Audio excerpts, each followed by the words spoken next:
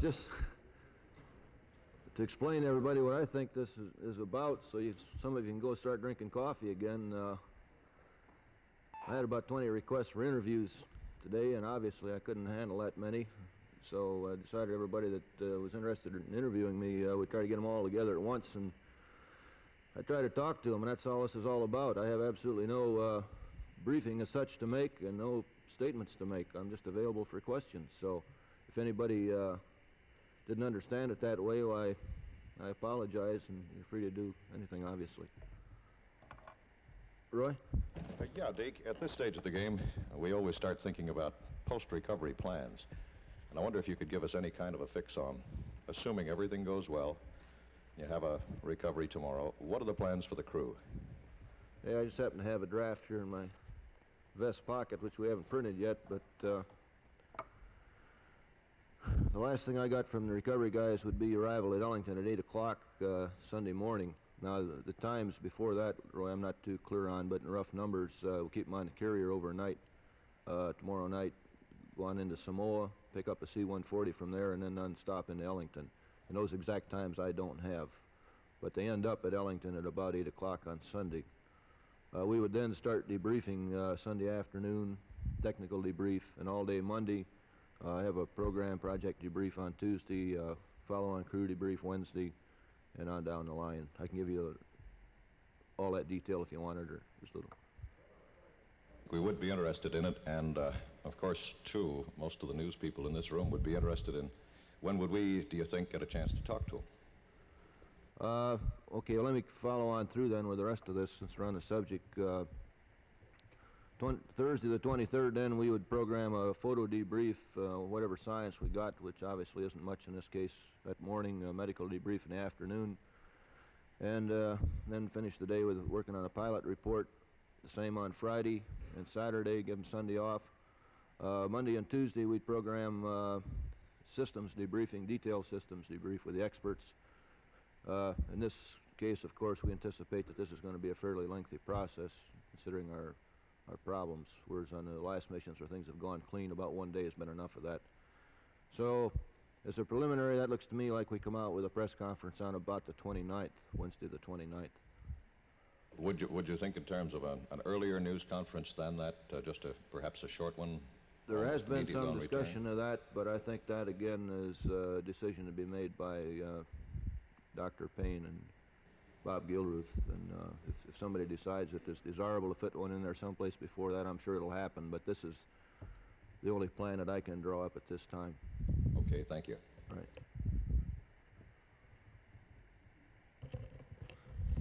Yeah, Deke, can you give us a fairly thorough rundown of Tuesday night, Monday night in the simulator? Gene Cernan and Joe Engel spent the night.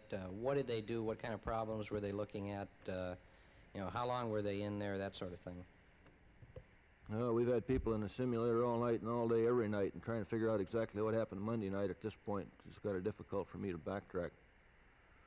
We're in running right now and have been part of the night on the entry part of the stuff. Essentially what we've been doing in the simulators is looking at what our next milestone is, the things we don't have a good detailed checklist on, and trying to work out the details in the simulator and feed it on up to the crew.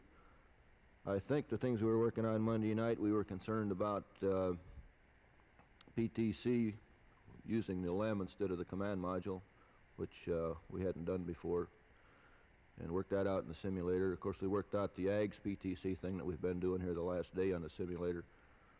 We worked out the AGS dips dock burn on the simulator, the one that we made last night. There again, we have contingency procedures for dock dips burns, but we assume you do those with the pings nominally instead of the AGS.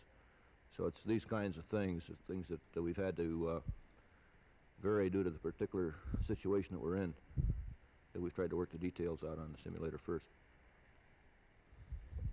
Deke, two questions. First of all, from what you know of the conditions, can you give us some idea of what it's like up there for the men? And secondly, is there anything in particular that's impressed you? They've obviously all done magnificently, but anything in particular that's impressed you about their handling of this emergency? Well, as far as the conditions, nothing unusual about them. They're a little colder than normal up there, of course. The command module was running about 52 degrees the last count I had. The LEM was reasonably warm. So it's colder than we're used to, and of course with the command module powered down, it's darker than you're used to, but that's no big problem. I think in terms of crew comfort, we don't have any problems. We're in good shape. We've got enough food and water and so forth, and I guess if you want my opinion of how they handled the situation when it happened, they handled it exactly like we'd expect them to. They were about as well on top of it as anybody could be. We knew what we knew, which isn't very much, I'll have to admit. But I think they did everything right within the knowledge that was available to us in a timely fashion, which is what all we expect of them. I think they did a beautiful job of it. Deke, how is Ken Mattingly's health now? Any signs of rubella? Well, just talking to him before I walked over here, I still don't see any spots on him. And he seems to be feeling reasonably well. Yes, sir. Slayton, we've had reports of haggard astronauts spinning wildly off course. How haggard are they, and how wildly were they off course? That doesn't mean a thing to me. I don't even know what you're talking about. I don't mean to be smart. I really don't know. Are they haggard? Are they haggard? Yes. I don't think so.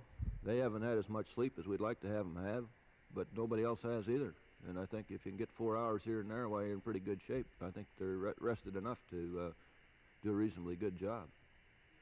The spinning off course thing, I frankly don't understand that. I don't know what that means. Were they more off course than is normal for a ship returning from the moon? Off course?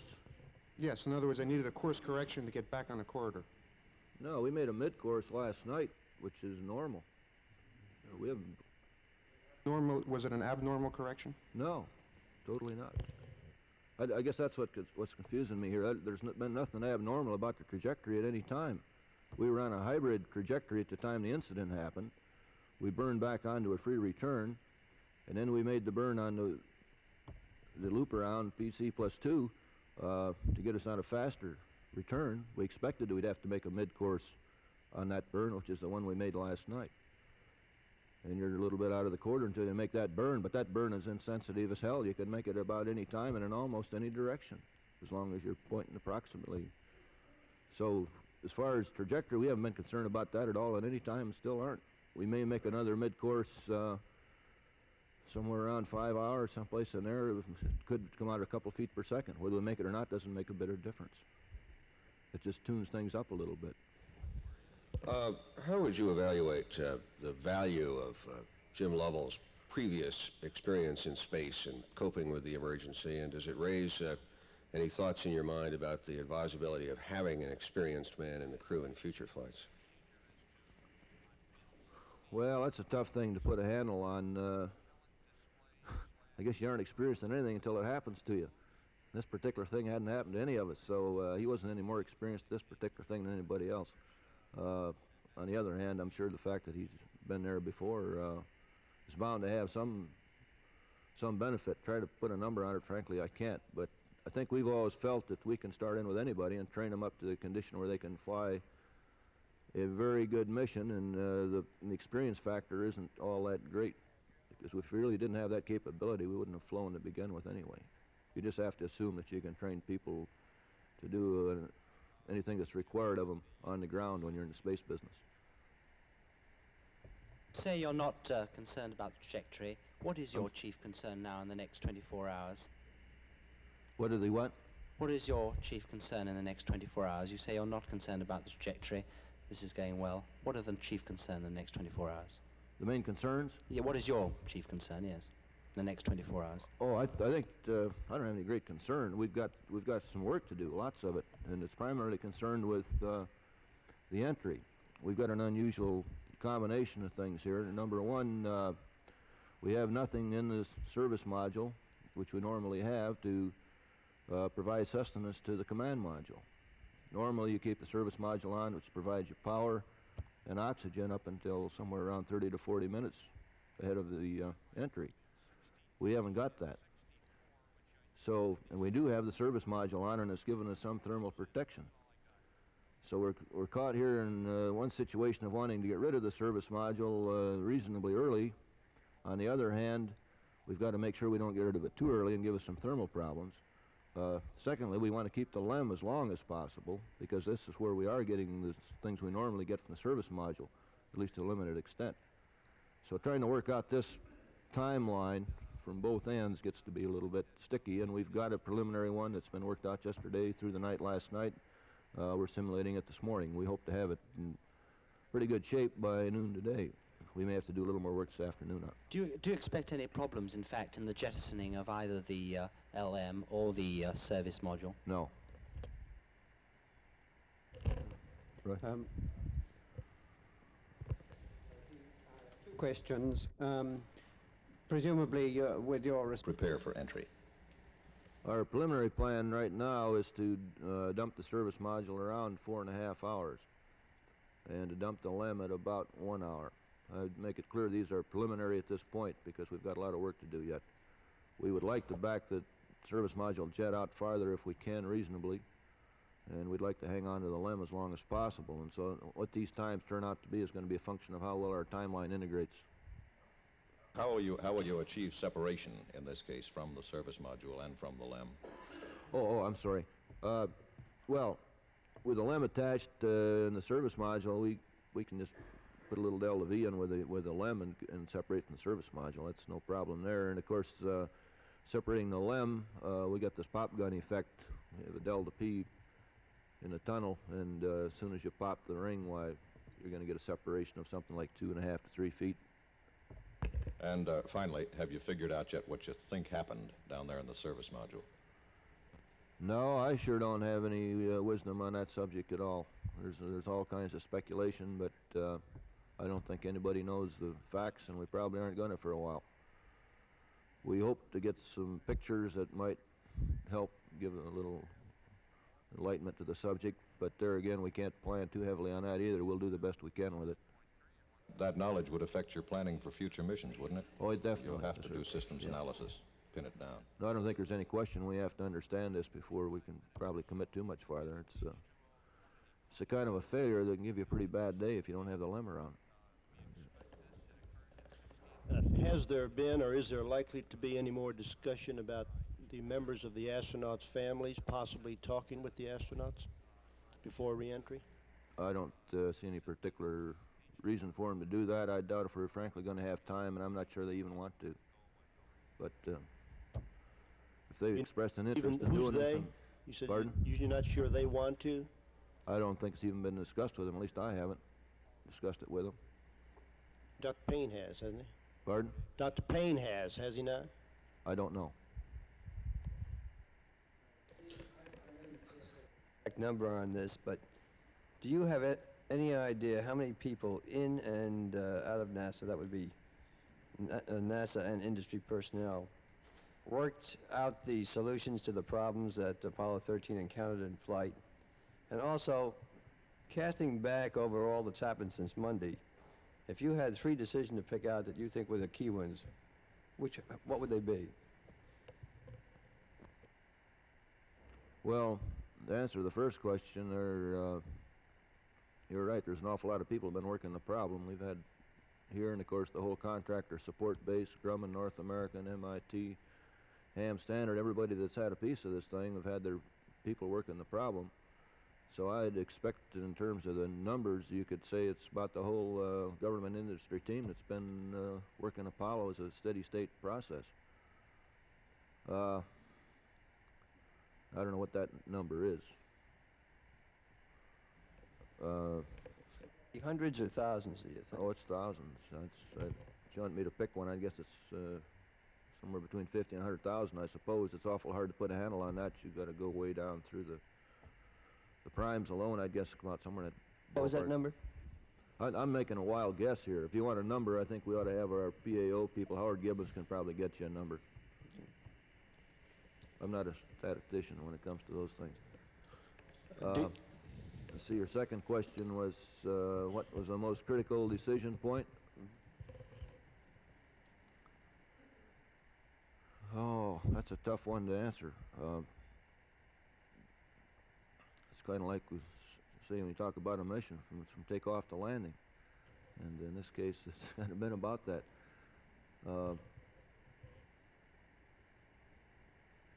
Well, I don't think any decision was really very tough because we didn't have a whole lot of alternatives.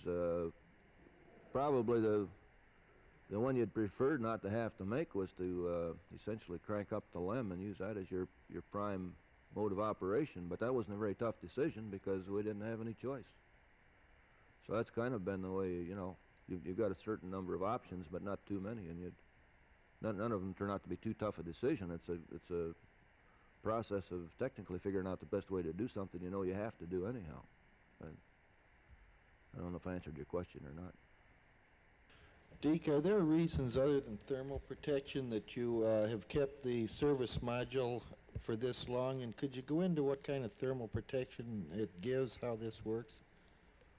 Well, the heat shield on the command module, for example, the main heat shield, of course, was not designed to operate in free space for extended periods of time. It's designed for re-entering the Earth. And there was some concern if you jettisoned the service module real early that you'd cold soak that heat shield and possibly get debonding or some other problems. It's just an area that hadn't been looked at in great detail. We understand how it works with the service module on, so for that reason we preferred to keep it. Of course, the other thing you've got is if we've still got the RCS quads on the service module, which are usable. If for some reason you had to use them, you can take in a real extreme case. I gather there's been some hand-wringing about that mid-course last night. Well, man, we could start in, we had the dips. Okay, that didn't work. We got the apps. If that doesn't work, we got RCS on the LEM. If that doesn't work, we still had the quads on the service module. And if that didn't work, we'd have probably gone to the big engine, you know, whether we thought it was going to work or not, if we thought it was important. But before we got to that point, I suspect we'd have taken what we had and come in and entered. It wasn't that big a deal. So that's kind of the factors that entered into it. Has any decision been made about a second burn? And if that doesn't take place, what difference in terms of distance would it make to the splashdown point? If we do not make another correction? Yeah. I don't think we know that yet. We still got to do some more tracking. Would it just be a marginal distance, or would it be considerable? No, I don't think there's any question. We're in a return trajectory right now that's going to be an entirely safe and nice, clean, and we'll probably land as close as we're going to land anyway. But probably want to tweak it up. And I don't think we're just going to know that until we spend a lot more time tracking. But it'll be a very small correction if it's any. Deke, how much concern, if any, do you have for those chunks of debris, things like a 4-inch piece of metal that floated by the window, as it pertains to entry? I don't think that kind of stuff's going to bother us much because that's all going to be behind us when we get... In fact, the things like that should have disappeared behind us when we made that burn last night. That would have given us enough delta V to separate from whatever might have been floating around up to that point. Now, if you assume that some other things are going to bust loose someplace in the interim, I think we're not really very concerned about that. Could you give us an idea of the temperatures inside the command module and the LEM? We've gotten some reports that the astronauts had experienced some very cold temperatures. And could you give us a range of the temperatures inside these modules and perhaps of the latest reading? I didn't come over here with all the numbers on the latest status of the spacecraft. Glenn Lunny and Milt Windler have those. I'll give you my best guess on what I remember on it, and I think the command module was 52, the last data point I had. The exact LEM temperature I don't have a number on, but it's comfortable. Deke, from LEM separation on down to interface, do you expect this reentry will be quite nominal all the way? Yes. There are no special plans being made for that particular area of the flight then? No, we intend to bring up the pings in the platform and make a normal reentry. Thank you. Now, if we, for some reason or another, don't get a good alignment or something, we can always come in on EMS anyway. We think we've got about a 25-mile capability just on EMS alone, so we're really not too concerned about it. But we'd like to have everything going for us we can, obviously, and try to make a good normal entry.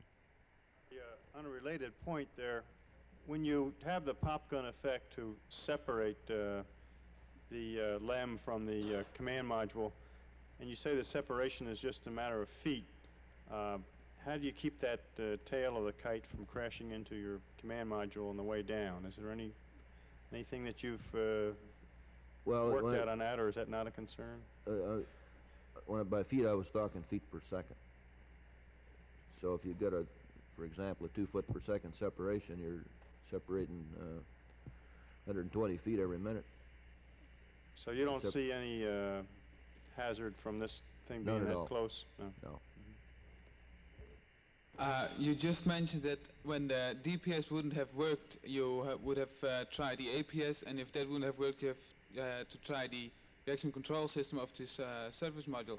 Wouldn't you turn that around and first try the reaction control system before using the APS, because you would have to lose the descent stage then of the LM? Oh, that's all speculation. The only reason I went through that sequence is to explain to you that this is an ace in the hole way down the stack if you had to use it, which is very, very improbable. If you got to the point where you had, then we'd have got around to worrying about how you were going to do it, and you had all kinds of time to worry about that. So I don't want to mislead you on that subject.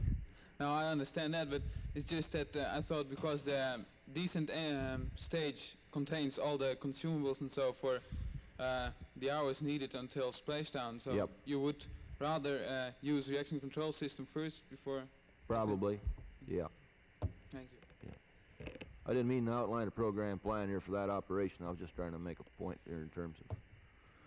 Is there any concern that the heat shield might have been damaged by whatever happened in the service module? No, don't think so. Deke, I haven't had any concern.